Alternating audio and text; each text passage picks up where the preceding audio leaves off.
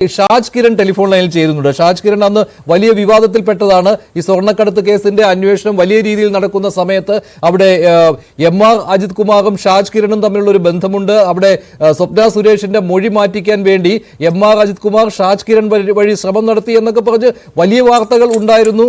അതിൽ നിന്നൊക്കെ എം.ആർ. അജിത് കുമാർ പിന്നീട് രക്ഷപ്പെടുകയായിരുന്നു, വലിയ പദവിയിലേക്ക് എത്തുകയായിരുന്നു. ഷാജ് കിരൺ, എം.ആർ. അജിത് കുമാർ ഇതുവരെ താങ്കളുമായിട്ട് ബന്ധമുണ്ട് എന്നുള്ള കാര്യം പറയുന്നില്ല. ഇതിപ്പോൾ താങ്കളുടെ കയ്യിൽ കുറേയേറെ വാട്സപ്പ് ചാറ്റുകളുണ്ട്. യഥാർത്ഥത്തിൽ അന്ന് സ്വപ്ന സുരേഷുമായിട്ടുള്ള ഒരു ഡീലിംഗിന് വേണ്ടി എം.ആർ. അജിത് കുമാർ നിയോഗിച്ച ആളാണോ ഷാജ് കിരൺ? മഞ്ജുഷ്, ആദ്യം തന്നെ ഞാനൊരു കാര്യം പറയാം. എന്റെ കയ്യിൽ യാതൊരു തരത്തിലുള്ള വാട്സപ്പ് ചാറ്റുകളോ കാര്യങ്ങളോ ഒന്നുമില്ല. കാരണം എന്റെ രണ്ട് ഫോണുകളും അന്ന് എന്റെ കൂടെയുള്ള സുഹൃത്തായ ഇബ്രാഹിമിന്റെ ഫോണും കേരള പോലീസിന്റെ ഫോറൻസിക് ലാബിലാണ് ഉള്ളത്. ആ ഫോൺ ആ സമയത്ത് തന്നെ ഞാൻ കൈമാറിയിട്ടുള്ളതാണ്. എന്റെ ഒരു സാംസങ്ങിന്റെ S23യും അതുപോലെ തന്നെ ഒരു സാംസങ്ങിന്റെ തന്നെ A15ഉം പിന്നെ ഒരു OnePlus, ഈ 3 ഫോണുകളും കേരള പോലീസിന്റെ കയ്യിലാണുള്ളത്. അപ്പൊ അത് കേസുമായി ബന്ധപ്പെട്ട് ഞങ്ങൾ തന്നെ അന്ന് DGP അനിൽകാന്തിന് നൽകിയ പരാതിയുടെ അടിസ്ഥാനത്തിൽ കൊടുത്തതാണ്. ഇനി അങ്ങ് പറഞ്ഞ കാര്യങ്ങളുമായി ബന്ധപ്പെട്ട് ഞാനൊരു കാര്യം പറയാം. ഞാൻ കൊച്ചിയിലെ മാധ്യമ പ്രവർത്തനം നടത്തിയ ഒരാളാണ്. FIR അടക്കമുള്ള പ്രോഗ്രാം ചെയ്ത ഒരാളാണ്. അപ്പം എനിക്ക് അന്ന് കൊച്ചിയിലെ എല്ലാ പോലീസ് ഓഫീസർമാരുമായും നല്ല ബന്ധമുണ്ട്.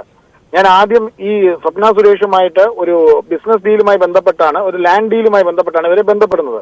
അപ്പൊ ഇവര് മുഖ്യമന്ത്രിക്കെതിരെ പോകുന്നോ അല്ലെങ്കിൽ മുഖ്യമന്ത്രിയുമായി ബന്ധപ്പെട്ട കാര്യങ്ങളോ ഒന്നും എനിക്കറിയില്ല. കാരണം അത് എന്റെ വിഷയമല്ല, ഞാൻ ആ മാറ്റർ നോക്കിയിട്ടുമില്ല. പക്ഷെ ഇവർ 164 കോടതിയിൽ പോയി പറയുന്നു. എല്ലാവരെ പോലെ തന്നെ ഞാനും ചാനലിൽ കൂടെ മാത്രമാണ് അറിയുന്നത് ഇവർ 164 കൊടുക്കുന്ന കാര്യം. അപ്പൊ ഇത് കൊടുത്തപ്പോൾ ഞാൻ അവരുമായി ബന്ധപ്പെട്ടു, അവരോട് സംസാരിച്ചു. ഞാൻ പറഞ്ഞു, നിങ്ങൾ ഇത്തരം കാര്യങ്ങളായിട്ട് മുന്നോട്ട് പോകുമ്പോൾ നമ്മുടെ ബിസിനസിനെ അത് ബാധിക്കും. അപ്പം ഈ കാര്യം അപ്പൊ അവരെന്നോട് അന്ന് പറഞ്ഞ കുറെ വിവാദപരമായ കാര്യങ്ങളുണ്ട്.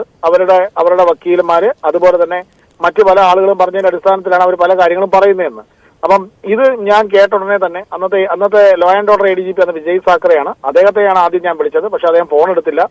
പിന്നെ എനിക്ക് അടുത്ത ബന്ധമുണ്ട്, അതായത് ഈ മാധ്യമ പ്രവർത്തനം വഴി ബന്ധം ഉണ്ടായിരുന്നത് അന്നത്തെ വിജിലൻസ് ഡയറക്ടറായ എം.ആർ. അജിത് കുമാറാണ്. അദ്ദേഹത്തോട് ഞാൻ ഈ കാര്യം പറയുന്നു. ഈ കാര്യം പറയുമ്പോൾ അദ്ദേഹം എന്നോട് പറഞ്ഞു, ഇത് എന്റെ വിഷയത്തിൽപ്പെടുന്ന കാര്യമല്ല, എന്നാലും നിങ്ങളൊന്ന് ഒബ്സർവ് ചെയ്തിട്ട് എന്തെങ്കിലും ഉണ്ടെങ്കിൽ എന്നോട് പറയൂ എന്ന് പറഞ്ഞു.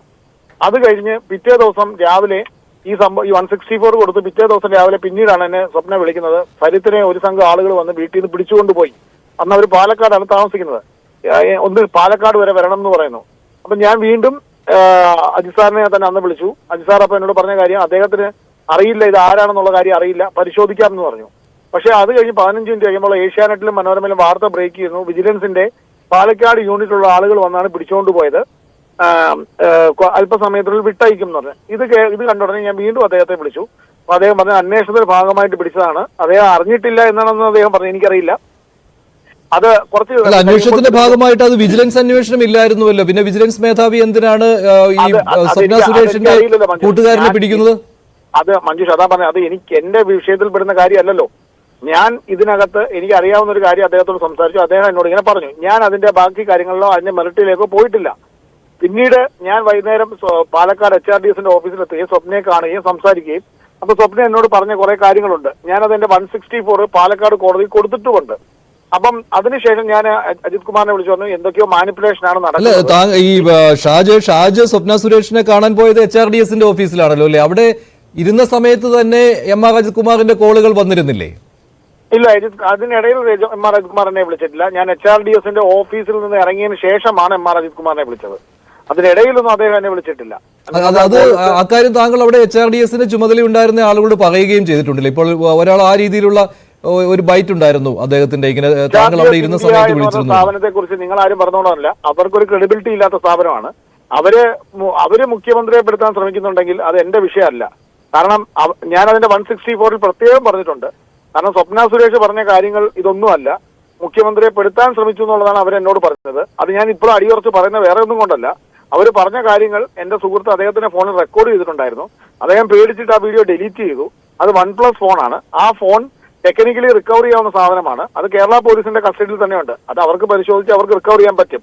ഇത് ചെയ്യണമെന്നാണ് അന്നത്തെ DGPക്ക് ഞങ്ങൾ കൊടുത്ത പരാതിയിൽ ഞങ്ങൾ പറയുന്നത്. പക്ഷെ ഞാൻ ഇപ്പോഴും പറയുന്ന കാര്യം, എന്നിട്ട് ഞാൻ ലെറ്റസ്റ്റ് കംപ്ലീറ്റ് മഞ്ജുഷ്, അതിനുശേഷം അദ്ദേഹത്തെ വിളിച്ചിങ്ങനെ കാര്യം പറഞ്ഞു. പക്ഷെ പിറ്റേ ദിവസം രാവിലെ സംഭവിക്കുന്നത്, ഒരു ഇടനിലക്കാരൻ വന്നു എന്ന് പറഞ്ഞുകൊണ്ട് സ്വപ്ന സുരേഷ് ഹൈക്കോടതിയിൽ ഹർജി കൊടുക്കുന്നു. ആ ഹർജി കൊടുത്തതോട് വലിയ വാർത്താ വിവാദമായി മാറുകയും പിന്നീട് ഒരു ഘട്ടത്തിലും ഈ എം.ആർ. അജിത് കുമാറുമായിട്ട് എനിക്ക് ബന്ധപ്പെടാൻ സാധിച്ചിട്ടില്ല. ഞാൻ അദ്ദേഹത്തോടും ബന്ധപ്പെട്ടിട്ടില്ല. അദ്ദേഹം പലരോടും എന്നോടുള്ള വ്യക്തിപരമായ നീരസം വ്യക്തമാക്കുകയും ചെയ്തു. അതായത് ഞാൻ കാരണം അദ്ദേഹം കുഴപ്പത്തിലായെന്ന്. അപ്പം ഞാൻ പിന്നീട് അദ്ദേഹവുമായി ബന്ധപ്പെടാൻ ശ്രമിച്ചിട്ടില്ല. പക്ഷേ പിന്നീട് 3 മാസം കഴിയുമ്പോൾ ഞാൻ കാണുന്ന കാര്യം അദ്ദേഹത്തെ ആ പദവിയിൽ നിന്ന് ഇതുമായി ബന്ധപ്പെട്ട് മാറ്റിയിട്ട് ഒരു എക്സ്കേഡർ പദവിയിലേക്കാണ് വെച്ചത്. അത് കഴിഞ്ഞൊരു 3 മാസം കഴിയുമ്പോൾ അദ്ദേഹത്തിന് ലോ ആൻഡ് ഓർഡറിലേക്ക് തിരിച്ചെടുക്കുന്നു. അപ്പം എന്താണ് സംഭവിക്കുന്നത് എനിക്ക് ഇതുവരെ വ്യക്തമായിട്ടില്ല. അല്ല, അതല്ലല്ലോ, താങ്കൾ അദ്ദേഹവുമായിട്ട് വളരെ അടുപ്പമുള്ള ആളാണ്, അദ്ദേഹത്താൽ നിയോഗിക്കപ്പെട്ട ഒരാളാണ്. അപ്പോൾ താങ്കൾക്ക് എം.ആർ. അജിത് കുമാറിന്റെ വളർച്ച എങ്ങനെയാണ് എന്ന് താങ്കൾക്ക് തന്നെ ഒരു വിലയിരുത്തൽ ഉണ്ടാകുമല്ലോ. അജിത് കുമാറിന്റെ പ്രവർത്തനങ്ങളെ കുറിച്ച് താങ്കൾക്ക് അറിയാമല്ലോ. ആ അവിടാണ് വ്യത്യാസം. ഞാൻ മഞ്ജുഷിനോട് പറഞ്ഞ കാര്യം മനസ്സിലായില്ലേ? ഞാനാണ് അദ്ദേഹത്തെ ബന്ധപ്പെട്ടത്, അദ്ദേഹം എന്നെ ബന്ധപ്പെട്ടതല്ല. എനിക്ക് അദ്ദേഹവുമായി വ്യക്തിപരമായി എന്നെ പല ഘട്ടങ്ങളിലും ഞാൻ അദ്ദേഹവുമായി ബന്ധപ്പെട്ടുള്ള ഒരാളാണ്. പക്ഷേ ഞാനൊരു ഇൻഫർമേഷൻ അറിഞ്ഞു, അയാളോട് പറഞ്ഞു. അതിന്റെ പേരിൽ അദ്ദേഹത്തിന് വ്യക്തിപരമായ നഷ്ടങ്ങളുണ്ടായി, എനിക്ക് നഷ്ടമുണ്ടായി. പക്ഷേ എന്നെക്കുറിച്ച് അദ്ദേഹം പല സന്ദർഭങ്ങളിൽ പിന്നീട് നീരസം വ്യക്തമാക്കിയപ്പോൾ എനിക്ക് അദ്ദേഹത്തോട് ഇപ്പോഴും അഭിപ്രായ വ്യത്യാസമുണ്ട്. പക്ഷെ എന്ന് പറഞ്ഞ് ഞാനാണ് അദ്ദേഹത്തെ ബന്ധപ്പെട്ടത്, അദ്ദേഹം എന്നെ ബന്ധപ്പെട്ടിട്ടുള്ളതല്ല. അത് എന്റെ 164 ഞാൻ പാലക്കാട് കോടതിയിൽ കൊടുത്തിട്ടുണ്ട്. അപ്പൊ എനിക്ക് അതിനകത്ത് ഒന്നും അങ്ങനെയാണെങ്കിൽ വിജിലൻസ് മേധാവി സ്ഥാനത്ത് നിന്ന് അദ്ദേഹം തെറിച്ചത് താങ്കൾ കാരണമാണെന്നാണോ? അതെ, അത് എന്നോട് ബന്ധപ്പെട്ട് അതിനകത്ത് ഒരു കാര്യം ഞാൻ അങ്ങോട്ട് പറയും. ഇപ്പൊ എന്റെ ചാറ്റ് പുറത്തു വന്നല്ലോ, അങ്ങ് പറയുന്നുണ്ടല്ലോ. ഈ ചാറ്റ് പുറത്തു വന്നത് ഞാൻ പുറത്തുവിട്ട ചാറ്റൊന്നുമല്ല. അന്നും എന്റെ CDR പുറത്തു വന്നത് എങ്ങനെയാണ് നിങ്ങൾ അന്വേഷിച്ചു നോക്കുക. ഞാനും അദ്ദേഹവും സംസാരിച്ച CDR പുറത്തു വന്നു. അന്നത്തെ ഇന്റലിജൻസിന്റെ കയ്യിൽ നിന്നാണ് ആ CDR പുറത്തു വന്നേക്കുന്നത്. അന്നത്തെയും പോലീസിന്റെ തമ്മിലുള്ള ചേരിപ്പോരിലാണ് ഈ വാർത്തകളൊക്കെ പുറത്തു വന്നേക്കുന്നത്. അതുപോലുള്ള കാര്യങ്ങളാണ് ഇപ്പോഴും സംഭവിച്ചിരിക്കുന്നത്. അല്ല, ഈ സരിത്തിനെ കസ്റ്റഡിയിൽ എടുക്കുന്ന എന്തായാലും ആ ഫോണിൽ നിന്നുള്ള കാര്യങ്ങൾ ഡിലീറ്റ് ചെയ്യാനോ അല്ലെങ്കിൽ അത് വെളിയിൽ വരാതിരിക്കാനോ വേണ്ടിയാണല്ലോ. അവിടെ ഇടപെട്ടിരിക്കുന്ന എം.ആർ. അജിത് കുമാർ ആണല്ലോ. അത് മഞ്ജുഷ് എനിക്ക് ആ കാര്യങ്ങൾ അറിയില്ല. പറഞ്ഞല്ലേ, പാലക്കാട് ഈ സ്വപ്ന സുരേഷിന്റെ അവിടെ നിന്ന് അദ്ദേഹത്തെ പിടിച്ചുകൊണ്ട് പോയപ്പോൾ ഉള്ള കാര്യങ്ങൾ എനിക്കറിയില്ല. ആ സമയത്ത് ഞാൻ എറണാകുളത്താണ്. മനസ്സിലായില്ലേ? അത് കഴിഞ്ഞ് ഞാൻ സ്വപ്നയെ കാണുമ്പോൾ സരിത്ത് ഹോസ്പിറ്റലൈസ്ഡ് ആയിരുന്നു. സരിത്ത് അവസാന നിമിഷം വരുമ്പോഴത്തേക്ക് HRDSൽ പല സ്വാമിമാരൊക്കെ വന്നു. ഞാൻ പിന്നെ അവിടെ നിന്നില്ല, ഞാൻ അറിയപ്പെടുന്നു. ഞാൻ സ്വപ്നയായിട്ട് മാത്രമാണ് സംസാരിച്ചിട്ടുള്ളത്. സരിത്തുമായിട്ട് ഈ വിഷയത്തിൽ ഞാൻ സംസാരിച്ചിട്ടില്ല. സ്വപ്ന ഈ കാര്യങ്ങൾ എന്നോട് കമ്മ്യൂണിക്കേറ്റ് ചെയ്തിട്ടുമില്ല. സ്വപ്ന എന്ന് പറഞ്ഞത് ഈ അന്ന് അവർ പറഞ്ഞ കാര്യങ്ങൾ, മുഖ്യമന്ത്രിയുടെ ഓഫീസിനെതിരെ അവർ പറഞ്ഞ കാര്യങ്ങൾ ഒന്നൊന്നായി അതിലെ ആ സമയത്തെ വിവാദ നായകന്മാരുടെ വായിൽ നിന്ന് തന്നെ വരുന്നു എന്നാണ്.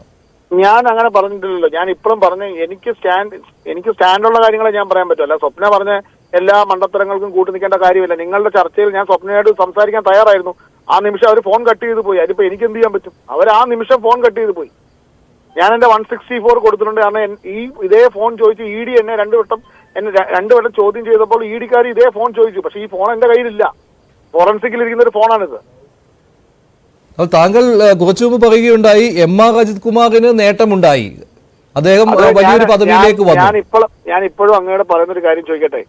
ഞാനൊരു ജേർണലിസ്റ്റ് എന്നുള്ള ആംഗിളിൽ നിന്ന് എന്നെ മാറ്റി നിർത്തുക.